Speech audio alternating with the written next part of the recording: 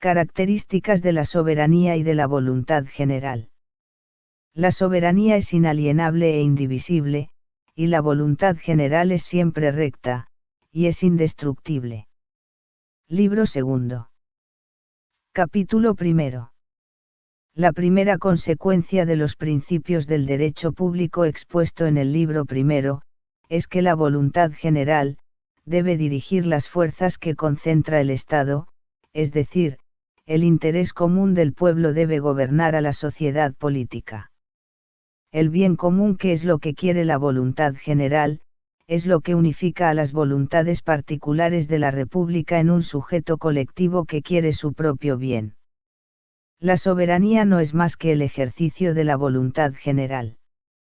Por consiguiente, no puede enajenarse nunca, porque nadie puede querer por otro, ni saber lo que otro va a querer mañana.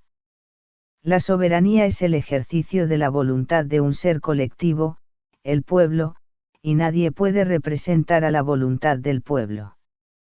Solo el pueblo puede ejercer en forma directa su voluntad general, que hace aparecer el bien común, cuando el pueblo está reunido en la asamblea soberana. La voluntad general del pueblo solo aparece en la asamblea de ciudadanos.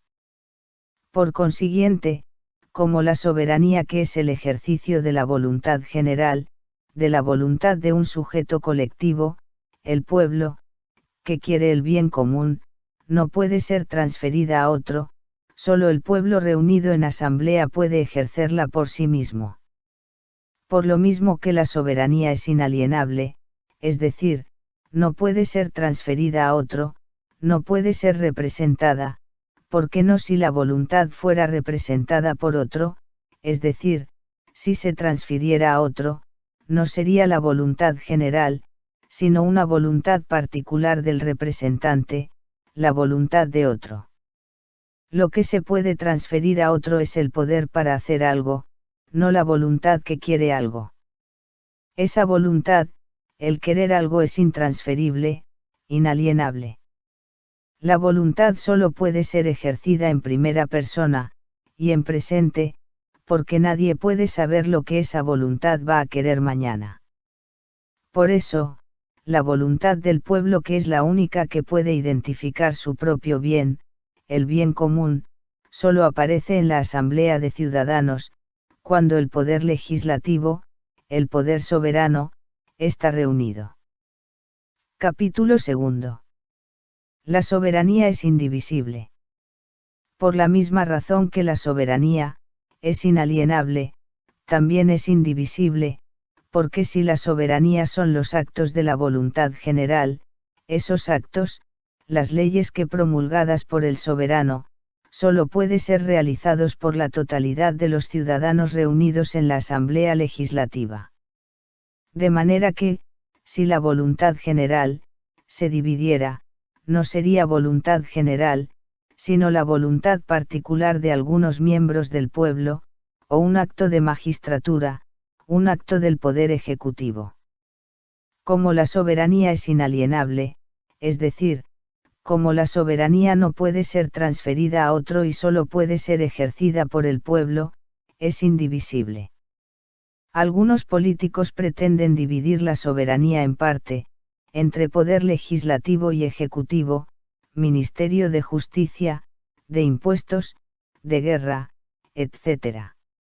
Según Rousseau, su error consiste en que confunde la soberanía con lo que no son sino sus emanaciones. Así, por ejemplo, los actos de declarar la paz y la guerra no son actos de soberanía, sino actos del poder ejecutivo, actos de aplicación de la soberanía. Los actos de soberanía son la declaración de las leyes, que son normas generales. Capítulo 3.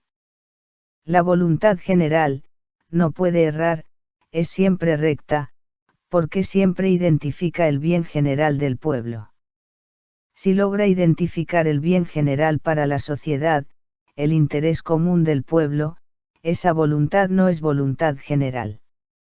Pero el pueblo en sus deliberaciones puede errar, porque en las deliberaciones ser influidas por intrigas y se pueden formar facciones que le impiden al pueblo identificar el bien general para la sociedad. Cuando eso sucede, la voluntad del pueblo no es la voluntad general que solo quiere el bien general, sino una voluntad particular que quiere algún interés particular. No es la voluntad general, sino la voluntad de todos. Pero esa voluntad, a pesar de ser la voluntad de todos los miembros del pueblo, es una voluntad particular, una opinión particular. Para que se pueda formar la voluntad general e identificar el bien común, la deliberación no debe ser distorsionada por intereses particulares, no deben haber facciones en la Asamblea Legislativa y cada ciudadano debe opinar en forma independiente, según su conciencia, acerca de lo que considera que es bueno para toda la sociedad. Si existe facciones dentro de la Asamblea Legislativa, para evitar que las decisiones del soberano sean influidas por intereses parciales, se deberá dividir lo más posible esas facciones, de tal manera que los votos de la Asamblea se acerquen lo más posible a la idea de un voto una cabeza. Libro cuarto. Capítulo primero.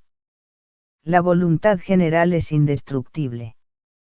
Cuando las deliberaciones del pueblo en la Asamblea Legislativa no son distorsionadas por el egoísmo, el interés particular de los ciudadanos, o las facciones, la voluntad general acontece, y logra identificar el bien.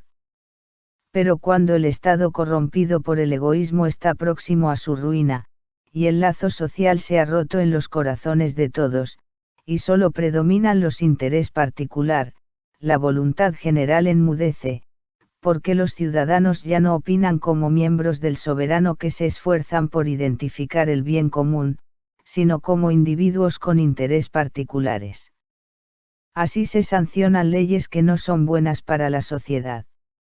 Pero que la voluntad general haya sido enmudecida, porque lo que se expresa en la Asamblea es solo la voluntad particular, no significa que la voluntad general haya sido aniquilada, sino que permanece ella inalterable a la espera de que se vuelvan a dar las condiciones adecuadas para que los ciudadanos puedan identificar el bien común. Aún en este caso, no desaparece el ideal del bien común que articula a la voluntad general. El bien común es utilizado retóricamente por las facciones para hacer pasar sus intereses particulares como si fueran algo bueno para toda la sociedad. Pero esta necesidad de apelar demagógicamente al bien común para beneficiarse de él, a la hora de imponer a la sociedad los intereses particulares de facciones o individuos, indica que la voluntad general no puede ser destruida, ni siquiera en los momentos de mayor crisis de la República, donde predomina un individualismo disolvente de la sociedad. Lo que sucede es que los ciudadanos corrompidos por el egoísmo no responden a las preguntas de si una ley es buena como ciudadanos virtuosos, sino como individuos. En lugar de decir mediante su voto que una determinada ley es buena para la sociedad, lo que dicen es que buena para ciertos intereses, o ciertos hombres. De lo que se trata entonces, es de buscar los medios adecuados para que en las asambleas los ciudadanos puedan responder correctamente a lo que se le pregunta, y no antepongan sus intereses particulares.